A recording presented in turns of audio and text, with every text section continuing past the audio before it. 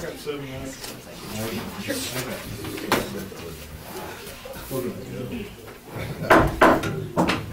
We'll call tonight's meeting of Floyd City Council to order. Mandy, would you take a roll call, please? Charlene Abel, Present? Bob Richard, Yep. Kent Miller, Present. Rick Brown, Yep. Tony Gingler, Yes. Matt, Matt Audie, Yes. Lloyd Luttrell, Present. Robert Peterson. Present. Thank you. Please stand with me for the invocation and the pledge of allegiance, please. Heavenly Father, thank you for this abundant moisture that we received over the weekend, and thank you for letting it come as rain.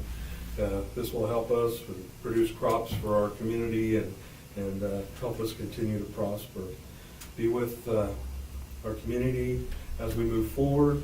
Be with us tonight as we go through our meeting. Let us make the decisions that are good for our community. As always, be with our servicemen as they protect us around the world. In your name we pray. Amen. I pledge allegiance to the flag of the United States of America and to the republic for which it stands, one nation, under God, indivisible, with liberty and justice for all.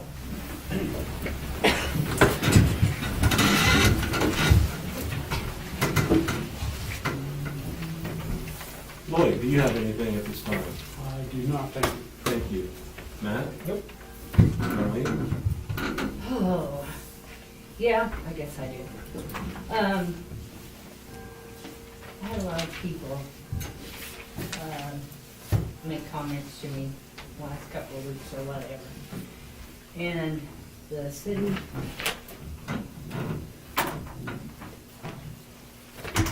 people that are my constituents, I should say, have talked to me about a lot of things, but I would like to make sure that we as a council and our city administrator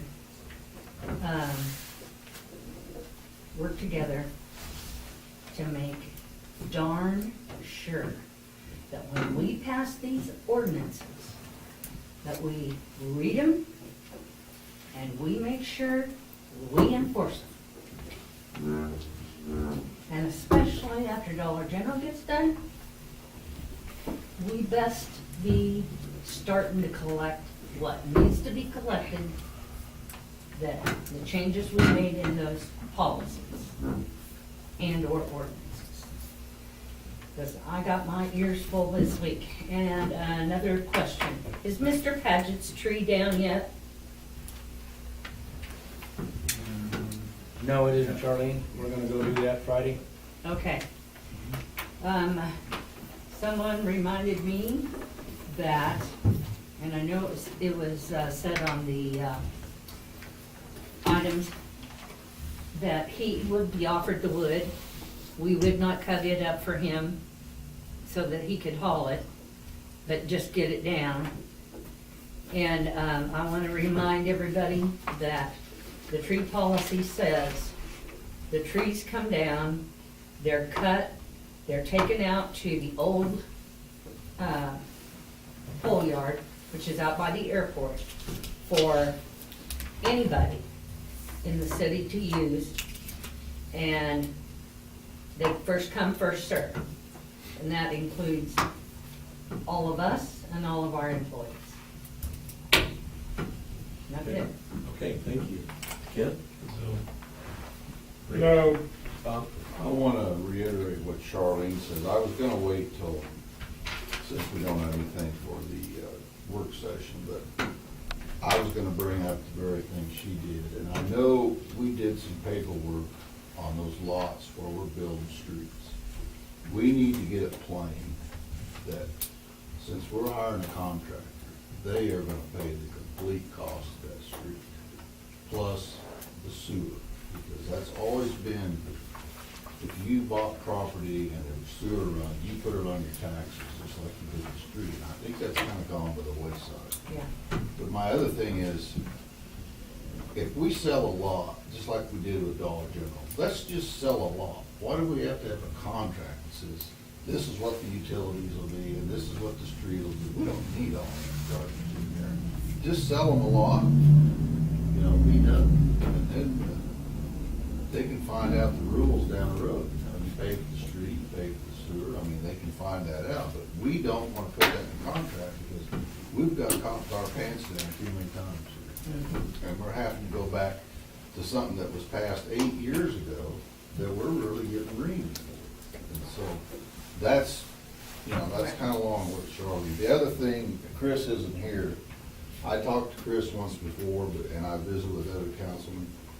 And Glenn, I hope you pass this to him, that we insist that he notify everybody that owns property up there on that Silver Fox, be given 30 days to get those weeds cut down.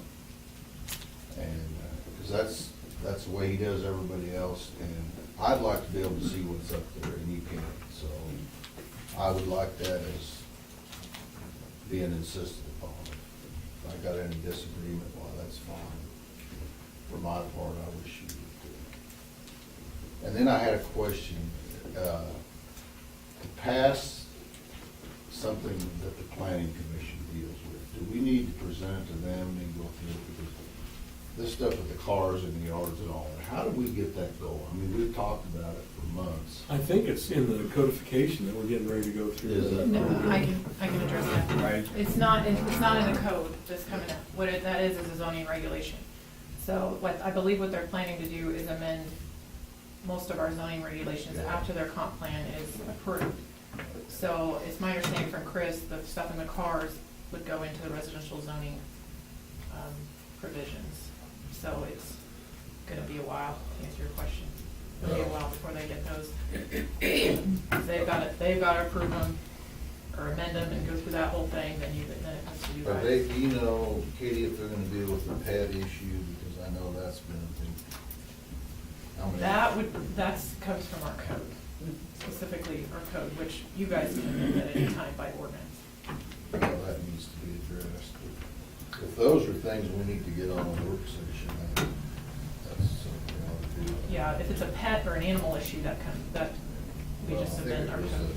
how many animals you're allowed to have, and we know. And that's in our code, I don't believe that's in our zoning. Okay, that's all. Thank you, Katie. Thanks, Bob. Tony? Bob? The only thing I want to ask Glenn a question. Is your phone working? Yeah.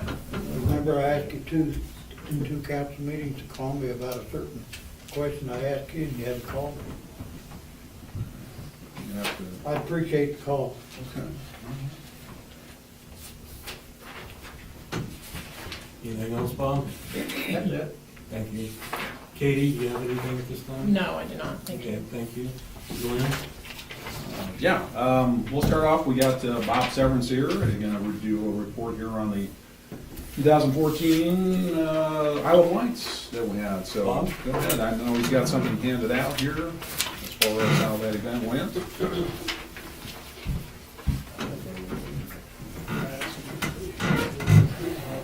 Thank you for allowing me to make our annual report about the Isle of Lights.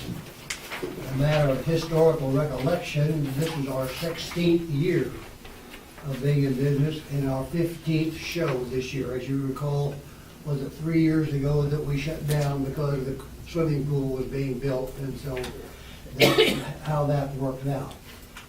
The first action for the Isle of Lights was in December of 1998, when a committee was sent to Winfield to take a look at theirs down there as to whether we might be interested. And that committee was J. David Frazier from the city here, David Haskins from the Chamber of Commerce, Charlie Reed from Economic Development, and I represented the Beloit Travel and Tourism.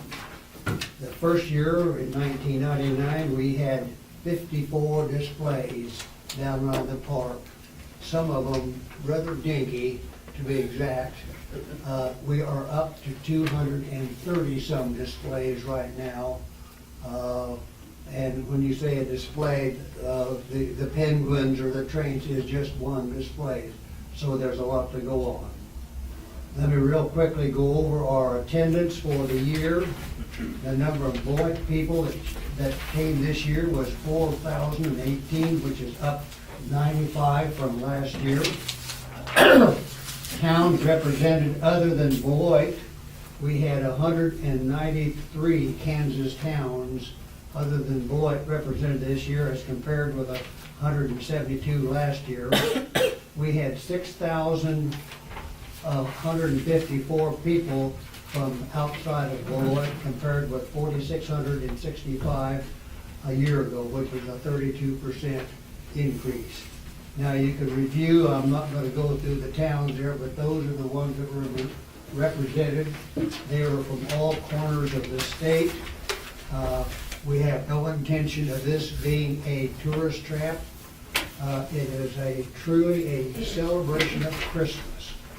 And we like to think that as they leave the park seeing the nativity scene, why they will be reminded of what it's all about. Then we had 41 states represented with 999 compared with 35 states last year at 833. We were up 20% on that, and I do not want to go through all that. Countries other than the USA this year were 7 and 18 people, and it was the same for last year.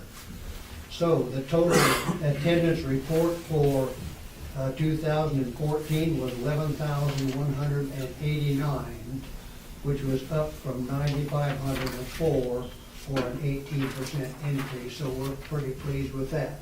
Now, remember that last year we had, I think, several nights off because of bad weather, but this worked out quite well this year.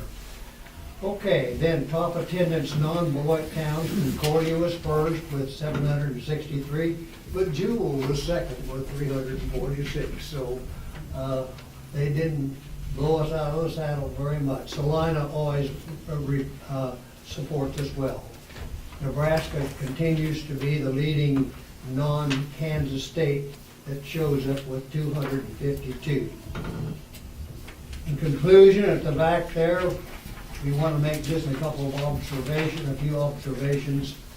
On a positive note, we've had a very strong leadership team, and now that's Ray Conway, Ruth Bell, Charles Axtell, Barbara Axtell, Stan Whitlow, Michelle Heidrich, Glada Cooper, Bernie Ensley, Terry Nyberg, Bob Gibbons, and Bob Severance. And you've got to understand that this group is working basically from the middle of October until the end of January on this. So it is a real investment in time by those people. So if you have a chance to say thank you to them, you might do so. This year we had many reports that this was the best show we'd ever put on. We've added some. We continue to hear from people from Beloit who have, and elsewhere, who have been to Branson and say that this is for the best one of lunch, which I think is for a town of, 37 or 38, 3,900, is a real tribute right there. We got very strong support from the community, and I'm not going to attempt to tell everybody who helped out. The City of Beloit employees, there is a big one right there, and we appreciate that. We had NCK Tech, and then Crop Management Production Services were a real help, and we appreciated them. With their machinery to pull out fence posts and that kind of stuff that those guys are not good enough to do anymore. And a special mention of Steve Creer. I say he was a jewel. He was the kind of a guy that we get down there at 6 o'clock at night and find something isn't working. He would come down and try to figure it out. And we really appreciate what he did for us. Okay, the nightly hosts were very good. We had no shutdowns due to inclement weather. The visitors were generous dollar-wise. We had all the way from a $100 check to several 50s and lots of pennies. I think the average contribution was $1.29. So we appreciate that.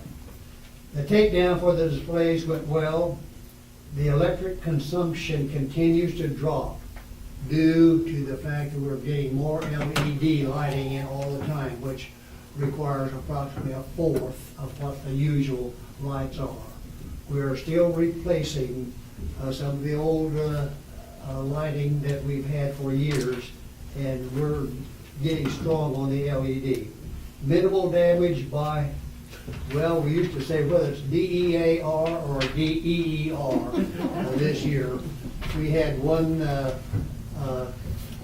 elf over in the northeast corner that knocked down 3 different times, which is no big deal. If that deer gets a charge out of that, why, let him do it. So, on the need to get better list is we need to get a better heating system for the nightly hosts.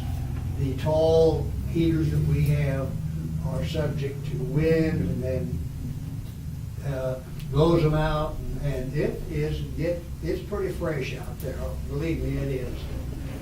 We continue to repair and upgrade the displays for the LED lighting, and that is an ongoing situation. And one of our problems in growth right here, as you remember the dancing tree that was down there in the swimming pool.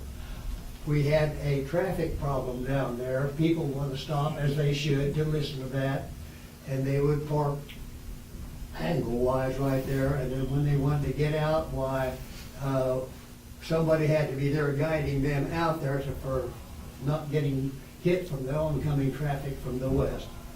And I understand there's a possibility we may have another one of those next year, and where we're gonna put that, I am not quite sure, but it will be great. So, if there are no questions or comments, why, we would like to request the lease the park for the 2015 season, starting October the 22nd of 15 to January 22nd of 16. The present terms that you have in the lease are satisfactory to us. So moved. Okay, we have that in our formal actions, Yeah, and very we'll good. take care of that for you. Bob, do you go down there every night Do I go down there? and close? No, I don't. We take turns up on the committee, who's in charge of that. I have Saturday night, and that's a fun night because, that's when most of the out-of-town traffic comes. Down there, I was standing there at the donation thing, the Nebraska tag came by, and I said, hey, you're a long ways from home. He says, this is my second trip down here this week. I was down here Tuesday night and came back with another load tonight. So that's what we're drawing. This is not a tourist trap, although the restaurants say they are doing well during this season right here. So it's meant as a celebration of Christmas that Fort Kansas can be proud of. Thank you very much. Thank you, Bob, thank you and your committee, it's a wonderful sight. Glenn, back to you. Okay, one other thing, and I'll save the rest for the work session here as we get through.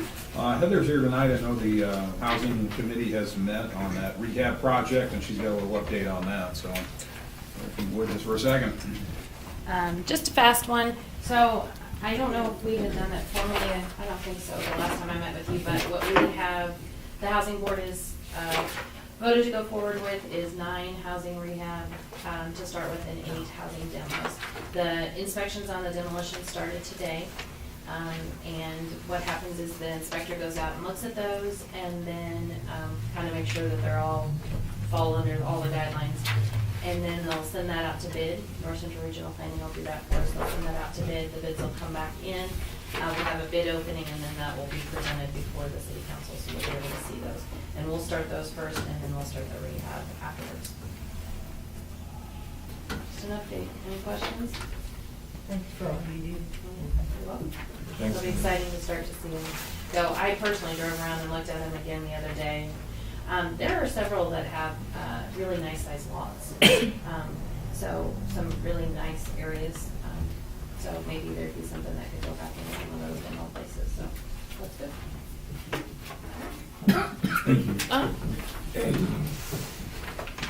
Anything else? I'll do the rest of the work session now.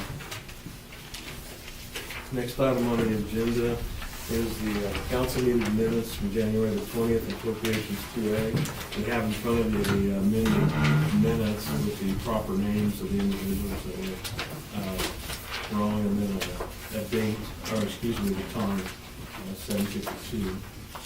So, question? I'll make the So motion. this is in the packet instead of this? then? Yes, this should be, I just got the names incorrect.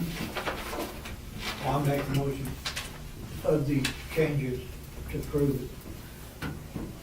Councilman Peterson makes the motion, or moves that we approve the amended agenda, or the minute, excuse me, the amended meeting minutes from January the 20th.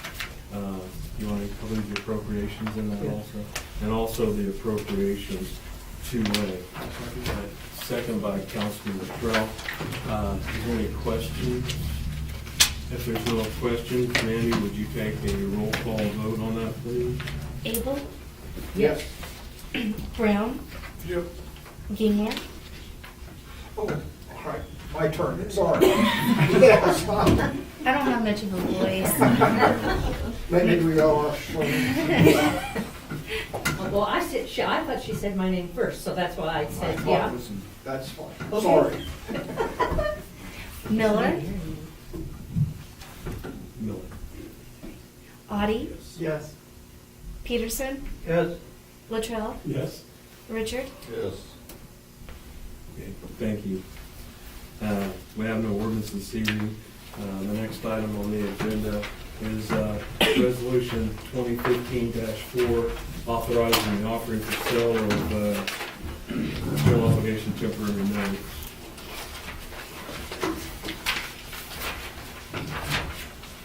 I move we approve resolution 2015-4. Second.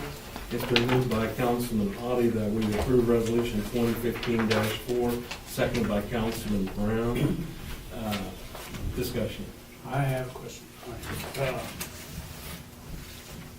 Are we issuing this all at one time? So we're gonna have all this money up front? That'd be a temporary note during construction, yes. And do we have the bid to that? No, I was gonna talk about that later. They're out right now. They'll be due, I believe, next Thursday, I think it's the 12th. So until that comes back in, we don't really know what it's gonna cost. Right. And That's why you're doing the temporary. This will just, it authorizes to issue temporary notes to a certain amount. And so then once you do that, then you'll actually sell the bonds when we know what the actual price is.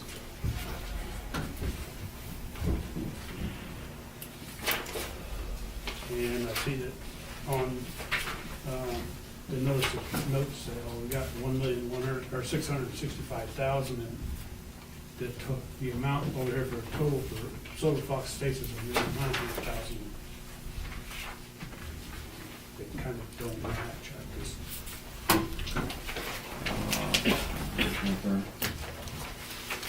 There's actually two added together in there, as it should be.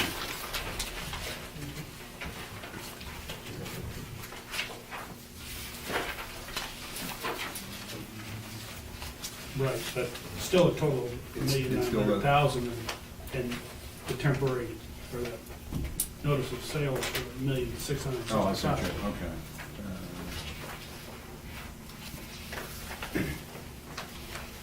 I'm not sure why it does it that way, so it's true.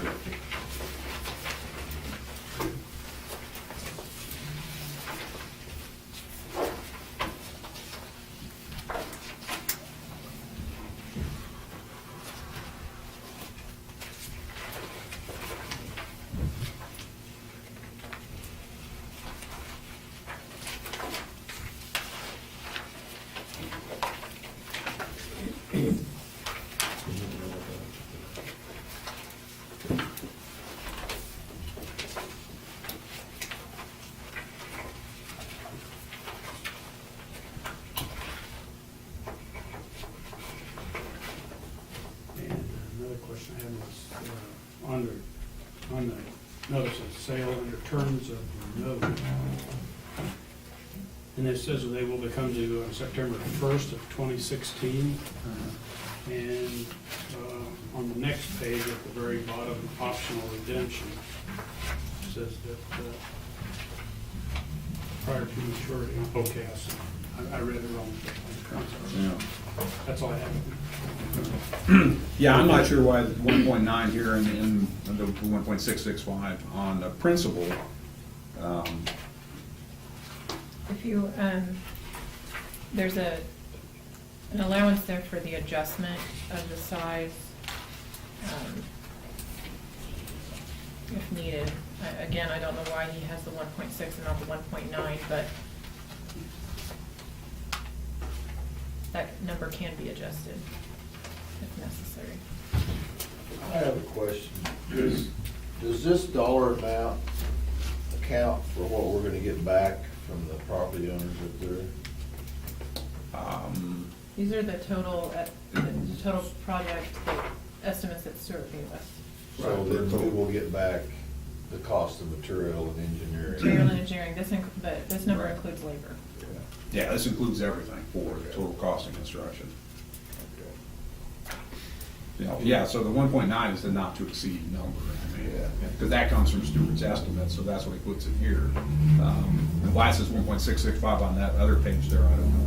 To answer your question specifically, Bob, about the labor, if you remember, I don't have it in front of me, but for the Cooper portion, he, with the original agreement, will pay materials and engineering, which I think was something like $450,000 or $425,000 of the $630, yes. And then for the rest of the project, it'd be assessed materials and engineering. Your cost of labor, I guess, depends on how you guys want to price those lots. That answers your question. The actual assessment will be for materials and engineering only. That's what I was referring to before, that whoever buys those lots should know that they got to pay for everything. Because the only time we furnish labor is when the city does the work. I mean, that's the way it's always been, unless the council wants to change it. Got a motion on the floor. Any other questions? Mandy, would you take a roll call vote, please? Richard, Yes. Abel, Yes, Gingler, Yes. Peterson, Yes. Latrell, You want to say no? Brown, Yes. Audie, Yes. Miller, Yes. Motion carries. Next item on the agenda is 2015-5, the WAPA agreement.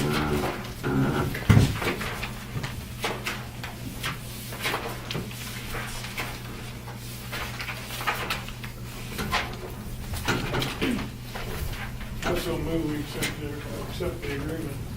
Moved by Councilman Brown, we approve Resolution 20-5, the WAPA agreement. Do I have a second?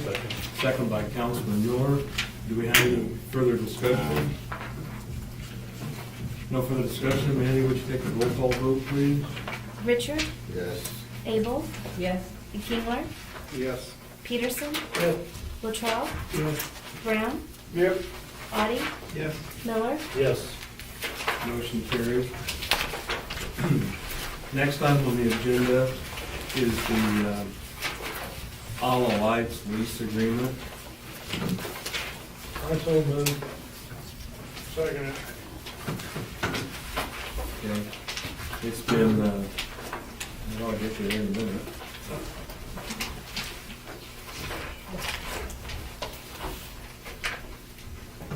It's been moved by Councilman Peterson and second by Councilman Brown that we approve the agreement between Chautauqua Ala Lights, Inc.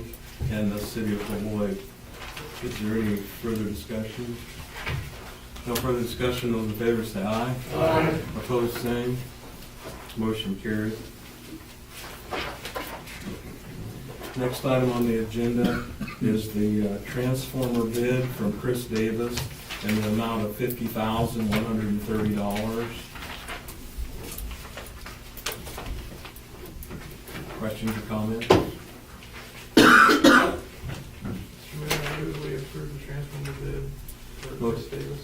Motion's been made by Councilman Audie that we approve the transformer bid from Chris Davis in the amount of $50,130. Have a second? second by Councilman Abel. Is there any further discussion? I just had one quick question for Ronnie.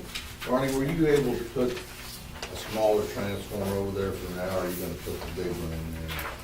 We're gonna put a smaller one in there. That doesn't mean that we won't have to change it out. Yeah. You know, depending on what goes into the west side. But there's a good chance what we put in there might work for it too. So does that It's a gamble, huh? effectively cut down your line loss? by- Yes, and the transformer is probably a bit cheaper too. We're gonna be putting 150 kVA there, and the transformer we're putting there is $8,000. And what it really calls for is a 225 kVA, and I think they're right at 11,000, so there's a very decent price difference between them. That's good, that's good, you can do that. Okay, any other questions?